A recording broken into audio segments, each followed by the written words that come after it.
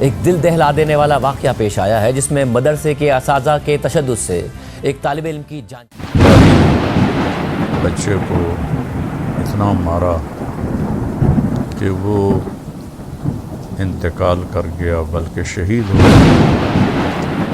بہت صدمہ ہوا، بہت دکھ ہوا۔ اس کی کمر کی فوٹو تھی، اس معصوم بچے کی میت کی فوٹو تھی اور اس نامراد قاری کی فوٹو تھی۔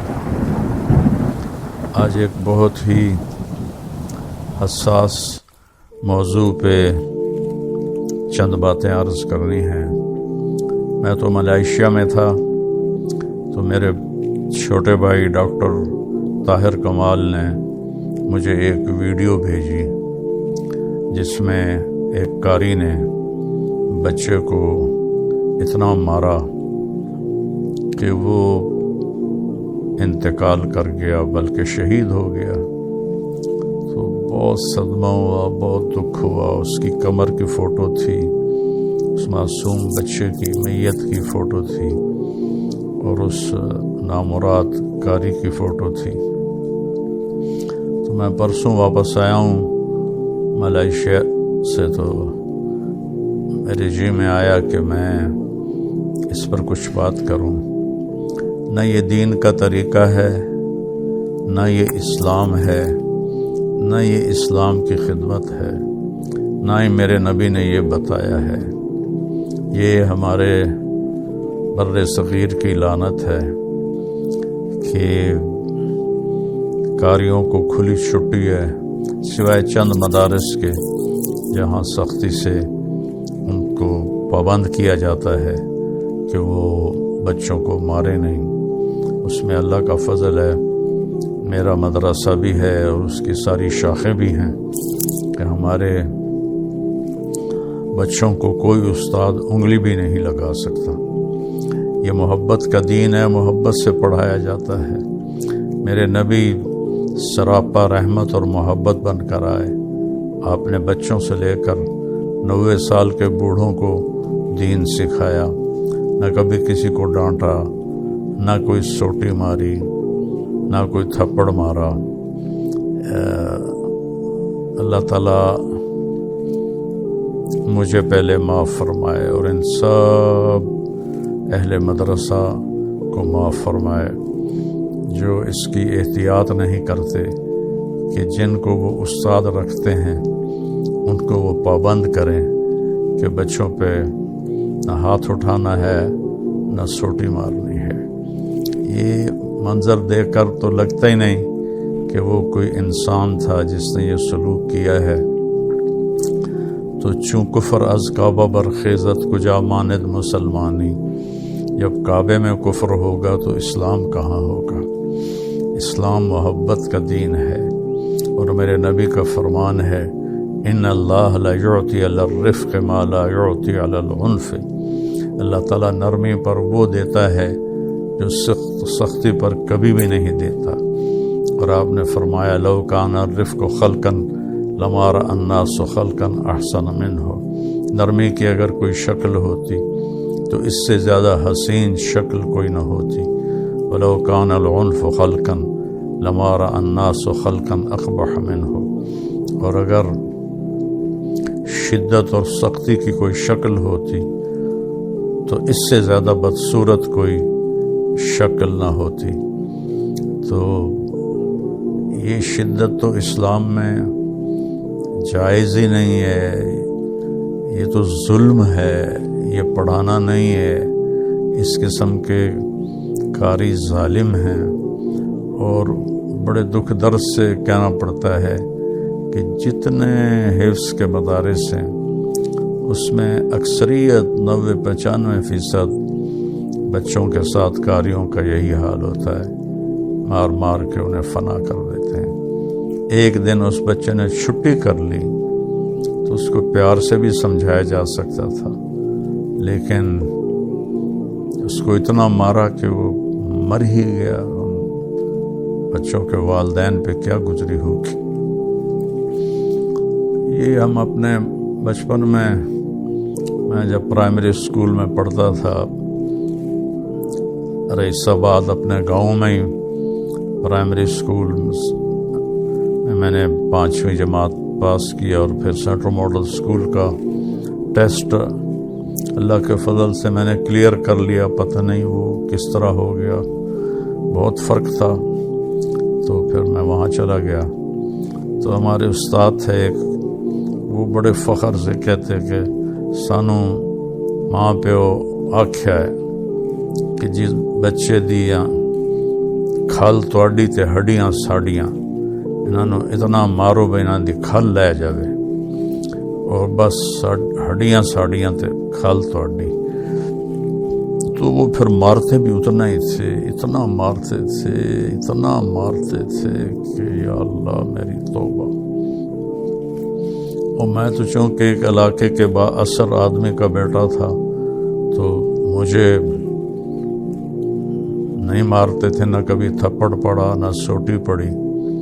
لیکن باقی جتنے گاؤں سے بچے آتے تھے ان کو وہ بہت وحشیانہ طریقے سے مارتے تھے. اور یہی حال میں نے مدارس میں دیکھا ہے کہ اتنا مارتے ہیں, بچوں کی چیخیں ہوتی ہیں اور وہ ایسے ظالم ہوتے ہیں کہ ان کے کان پہ جو نہیں رینگتی, کوئی دل پہ اثر نہیں ہوتا. ایک معصوم بچہ دھاڑ دھاڑ رو رہا ہے اور اس پہ سوٹیاں برسا رہے ہیں. میں جب تلمبے میں داخل ہوا 1972 میں, رائمنڈ میں مجھے داخلہ نہیں ملا, تو وہاں سید نیاز احمد شاہ صاحب رحمۃ اللہ علیہ ایک چھوٹا سا مدرسہ تھا, 10-11 لڑکے تھے کتابوں کے, اور باقی حفظ کا مدرسہ تھا. تو میں اس میں داخل ہو گیا, 7-8 مہینے پڑھا, پھر مجھے رائمنڈ میں داخلہ مل گیا, میں وہاں چلا گیا.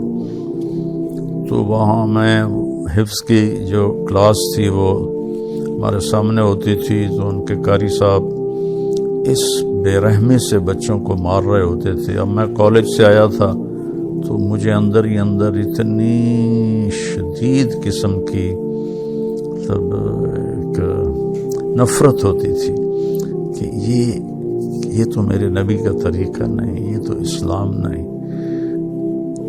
تو برائے مہربانی میں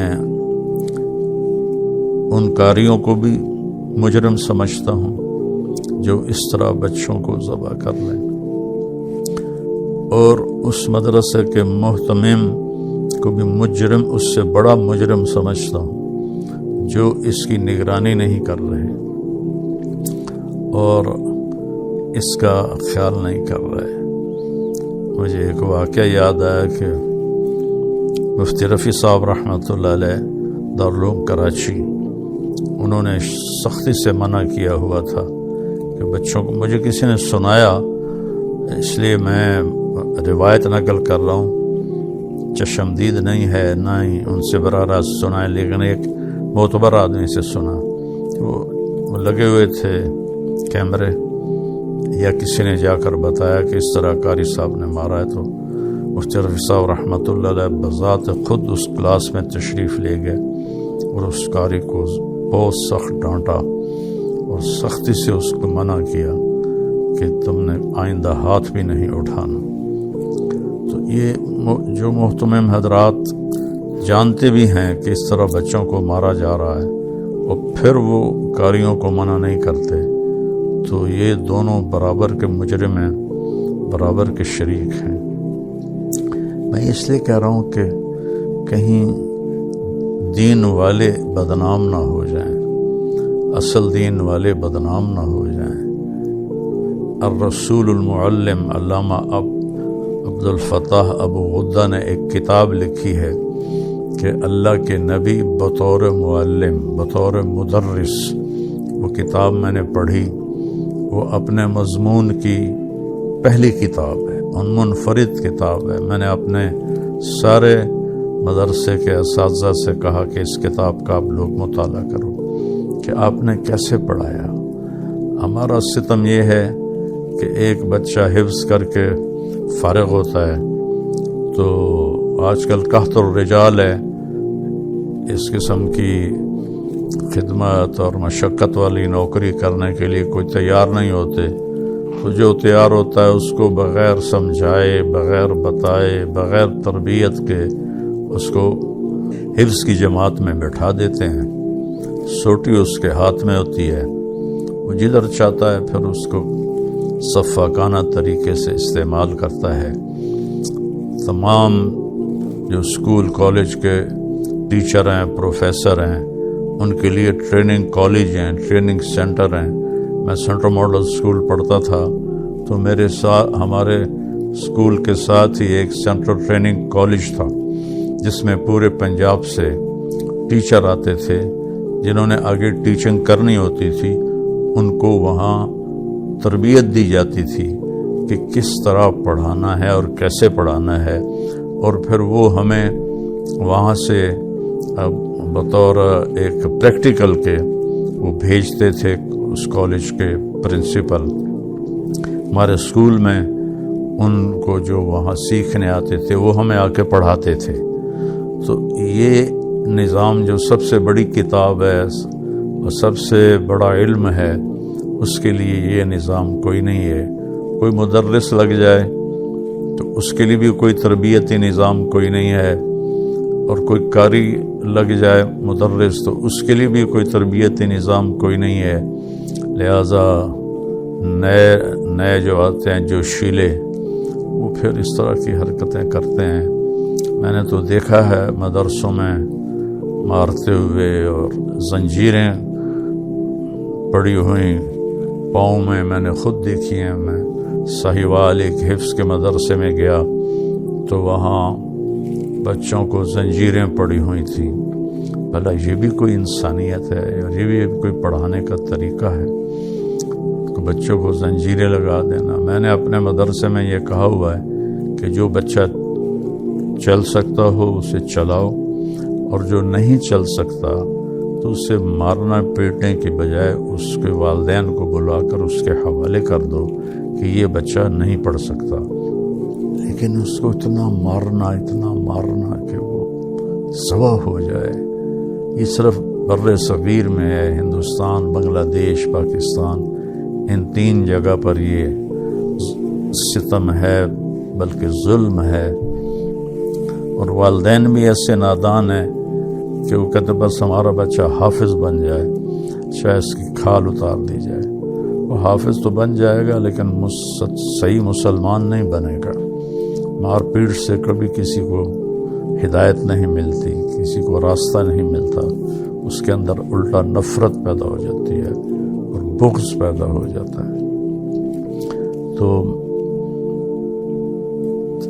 میری یہ اہل مدارس سے التجا ہے جو حفظ کے مدرسے چلا رہے ہیں، ان کے محتمم حضرات سے التجا ہے کہ اپنے قاریوں کو بٹھا کے سمجھائیں کہ بچوں کو اس طرح مت ماریں، بلکہ مارنا ہی نہیں ہے، پیار سے پڑھائیں. جو پڑھ سکتا ہے وہ پڑھے، جو نہیں چل سکتا اس کو فارغ کر دیں، والدین کے حوالے کر دیں. حافظ بننا کوئی نہ فرض ہے نہ واجب ہے، اب تو مستحب ہے. اتنے حفاظ کرام ہیں، اتنے حفاظ کی موجودگی میں حفظ کرنا مستحب ہے. تو ایک مستحب کے لیے اتنی بڑی شریعت کے خلاف حرکت کرنا کہ کل تک یہ کتنے واقعات ہو چکے ہیں کہ بچے، یہ پہلا واقعہ نہیں ہے، اس سے پہلے بہت واقعات اس وقت اخبار ہوتے تھے، اخباروں میں پڑھتے تھے. پھر چونکہ مدارس سے واسطہ تھا تو ویسے ہی براہ راست خبر ملتی تھی کہ اس طرح بچے کو مار دیا. میں ایئرپورٹ پر تھا کراچی، تو ایک PIA کا آفیسر مجھے ملا، داڑھی ماشاءاللہ، اور وہ وہاں اچھی اس کی جاب تھی. تو وہ مجھ سے کہنے لگا جی میری آنکھوں کی بینائی آہستہ آہستہ کم ہو رہی. تو میں نے کہا کیوں، خیریت، کیا وجہ؟ داڑھی بھی تھی. کہا جی میں حافظ قرآن ہوں. تو میرے جو استاد تھے جب کوئی تھوڑا سبق کچا پکا ہوتا تو یہاں انگوٹھے میری آنکھوں پہ رکھتے تھے اور ان کو زور سے دباتے تھے، تو وہ پورا پریشر میری آنکھوں پر پڑتا اور پیچھے جو ریٹینا ہے اس کے اوپر پڑتا تھا. تو اس کی وجہ سے اب آہستہ آہستہ میری آنکھوں کا نور کم ہوتا جا رہا ہے، بتاؤ اس ظالم کاری کو کیا ملا اور اس نے کیا اجر کمایا۔ تو میں اس لیے یہ واضح کر رہا ہوں کہ نہ یہ دین کا طرز ہے، نہ دین یہ سکھاتا ہے، نہ یہ میرے نبی کا طریقہ ہے، نہ یہ میرے نبی نے سکھایا ہے۔ محبت سے، پیار سے، دین تو ہے ہی محبت کا نام۔ تو ایک شخص نے پوچھا یا رسول اللہ دین کیا ہے؟ تو آپ نے کہا اچھے اخلاق۔ اس نے دوبارہ پوچھا یا رسول اللہ دین کیا ہے؟ آپ نے کہا اچھے اخلاق۔ اس نے تیسری دفعہ پوچھا یا رسول اللہ دین کیا ہے؟ آپ نے کہا اچھے اخلاق۔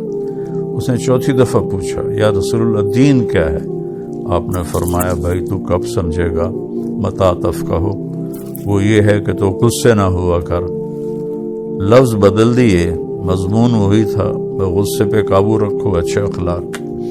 تو دین تو سراسر اخلاق ہے۔ ان ایسے لوگوں کی وجہ سے دین بدنام نہ ہو جائے، دینی ادارے بدنام نہ ہو جائیں۔ تو میری ان سب سے درخواست ہے، اور جو منفی سوچ کر سب کو رگڑا دے رہے ہیں ان سے بھی درخواست ہے کہ یہ میرے نبی کا طرز نہیں ہے، سب کو ایک ترازو میں نہ تولیں۔ یہ اس کا ایک واقعہ یاد آیا، کالج میں پڑھتا تھا اس وقت، جو پڑھا تھا کہ ایک عرب سردار کے پاس گھوڑا تھا بہت عالی شان، تو بہت لوگ اس کے پیچھے پڑتے تھے کہ ہمیں بیچ دو۔ وہ بیچتا نہیں تھا، کہا تھا نہیں اس میں میری جان ہے۔ تو ایک دن ایک آدمی نے یہ کیا کہ راستے میں فقیر بن کے بیٹھ گیا، تو وہ ادھر سے گھوڑے پہ گزرا تو وہ کہنے لگا بھائی میں محتاج ہوں، مریض ہوں، مجھے بھی اپنے ساتھ چڑھا لے اور میرے منزل تک پہنچا دے۔ تو اس نے کہا آ جاؤ، بیٹھ جاؤ۔ اس نے کہا نہیں میں تو اس قابل میں نہیں، مجھے تم اٹھاؤ اور اٹھا کے بیٹھاؤ۔ تو وہ نیچے اترا اور اس نے اس کو اٹھا کے گھوڑے پہ بٹھایا، تو اس نے گھوڑے کو ایڑ لگا دی، وہ تو ٹھگ بیٹھا ہوا تھا۔ تو اس سردار نے پیچھے سے آواز لگائی کہ رک جاؤ، میری ایک بات سنتے جاؤ۔ اب میں گھوڑے کو پکڑ تو نہیں سکتا بھاگ کے، میری ایک بات سنتے جاؤ کہ کسی کو بتانا نہیں کہ تم نے یہ گھوڑا کس طرح مجھ سے لیا، ورنہ لوگ ضرورت مندوں پر اعتبار کرنا چھوڑ دیں گے۔ تو اس قسم کی حرکتیں دیکھ کر لوگ اصل لوگوں پر بھی اعتبار کرنا چھوڑ دیں گے۔ یہ بہت بڑا نقصان ہے، بہت بڑا نقصان ہے۔ ہمارے کالج، یونیورسٹیز کا غم کچھ اور ہے، وہاں فحاشی ہے، آوارگی ہے، ہماری نسل نشے پہ لگ چکی ہے، اور 80% ہیں جو لڑکے لڑکیاں نشے پہ لگے ہوئے ہیں۔ کو ایجوکیشن ہے جو زنا کو پروموٹ کرتی ہے، جس چیز سے میرے اللہ نے روکا، میرے نبی نے روکا۔ چند ٹکوں کے پیچھے وہ آگ اور پیٹرول کو اکٹھا کر کے بٹھا دیتے ہیں۔ میں جب گورنمنٹ کالج پڑھتا تھا تو کو ایجوکیشن تھی، لیکن لڑکیوں کو الگ ایک طرف بٹھاتے تھے سب سے آگے، اور پھر لڑکے ہم پیچھے بیٹھتے تھے۔ تو اب تو لڑکے لڑکیاں اکٹھے ایک ڈیسک پر بیٹھے ہوتے ہیں۔ کئی یونیورسٹیوں میں لیکچر دینے گیا تو سب ایسے اکٹھے بیٹھے ہوتے ہیں۔ تو ادھر یہ تباہی اور بربادی ہے کہ فحاشی کا عروج ہے، اور بوائے فرینڈ گرل فرینڈ یہ کلچر عام ہو گیا ہے، جو ایک زنا ہے۔ اسلام میں تو نکاح اور شادی ہے، بوائے فرینڈ گرل فرینڈ تو یورپ سے کلچر آیا ہے۔ تو ان کو جا کے دیکھ لو وہ کیسے تباہ ہو چکے ہیں، آپ بھی تباہ ہو جاؤ گے۔ تو یونیورسٹیز کا، کالجوں کا یہ رونا دھونا ہے۔ ہمارے زمانے میں کوئی نشہ نہیں ہوتا تھا کالجوں میں، اور کوئی لڑکی بغیر سر پہ دوپٹے کے نہیں ہوتی تھی، اور ہر لڑکی قمیض اور شلوار میں ہوتی تھی۔ اب لباس ہی بدل گیا ہے، ہر چیز بدل گئی ہے۔ ادھر یہ تباہی ہو رہی ہے کہ بچوں کی جان ہی لے لیتے ہیں مار مار کے. وحشی جانور یہ انسان ہیں یا وحشی جانور ہیں؟ تو میں ایک تو جو کچھ یہ ہو رہا کر رہے ہیں اس کی وضاحت کرتا ہوں کہ یہ دین نہیں ہے، یہ دین کا طریقہ نہیں ہے، یہ اسلام نہیں ہے، اسلام کا طریقہ نہیں ہے. میں والدین کے سامنے ہاتھ جوڑتا ہوں، اندھا دھند مدرسوں میں داخل نہ کریں. حافظ بنانا کوئی ضروری نہیں ہے، مستحب ہے. اتنے حفاظ ہو چکے ہیں. تلاش کریں جہاں بچوں کو عزت سے رکھا جاتا ہے اور ان کو مار پیٹ نہیں ہوتی، وہاں ان کو داخل کریں. ایسے ہی ہر گلی میں مدرسے کھلا ہوئے ہیں، ان میں ان کو نہ بھیج دیں، بلکہ اس بات کا خیال رکھیں کہ ایسا مدرسہ ہو جس میں یہ مار پیٹ نہ ہو، یہ وحشیانہ اور جانوروں جیسا سلوک نہ ہو. اور ان محتمم حضرات سے بھی عرض کرتا ہوں کہ اس کی پابندی کریں، اور عوام سے بھی عرض کرتا ہوں کہ آپ روڑے اور دانے کو ایک ہی ترازو میں نہ تولیں. یہ میرے نبی کا بتایا ہوا طریقہ نہیں ہے. میرے نبی کا طریقہ محبت اور پیار ہے. تو جو یہ کر رہے ہیں میں ان کی طرف سے بری الذمہ ہوں اور برات کا اظہار کرتا ہوں، اور جو صحیح طریقوں پر یہ کام کر رہے ہیں اور ہیں کافی ہیں، اللہ کا فضل ہے، ان کو مبارکباد پیش کرتا ہوں. آپ سب کے سامنے ہاتھ جوڑتا ہوں کہ اندھا دھند ایسے حفظ کر کے آگے اور اس کو آپ استاد بنا کے بٹھا دیتے ہو. کوئی اس کی تربیت کرو، کوئی اس کی ٹریننگ کرو. دورہ حدیث سے فارغ ہو کے آگے آپ نے اس کو لڑکوں کے آگے بٹھا دیا تو ان کو پڑھاؤ. پہلے یہ خود تو پڑھے، خود تو یہ اچھے اخلاق سیکھے، تو پھر جا کر وہ مدرس بنے. ورنہ کان پکڑانا اور دیوار کے ساتھ لگا کے ان کو ککڑ بنا دینا، کیسی کیسی عجیب حرکتیں ہوتی ہیں. یا اللہ میری توبہ، یا اللہ میری توبہ. تو میں اپنا دکھ ہی آپ کے ساتھ میں نے شیئر کیا ہے کہ جو اصل لوگ کام کر رہے ہیں وہ نہ بدنام ہو جائیں.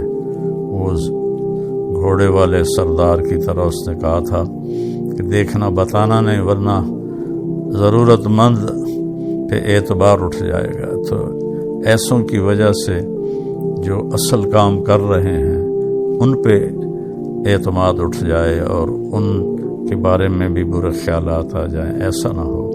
تو اس کے لیے میں گزارش کرتا ہوں کہ اس کا اہتمام کیا جائے. بچوں جس قاری کو رکھنا ہے اس کی 1 سال ٹریننگ ہو. جس استاد کو، لڑکے کو استاد بنانا ہے اس کی 1 سال ٹریننگ ہو، پھر اس کو بٹھایا جائے اور یہ سمجھا کے کیا جائے جو اس قاری نے کیا ہے اس سے اسلام بھی بری الذمہ ہے اور ہم سب بری الذمہ ہیں. السلام علیکم ورحمۃ اللہ.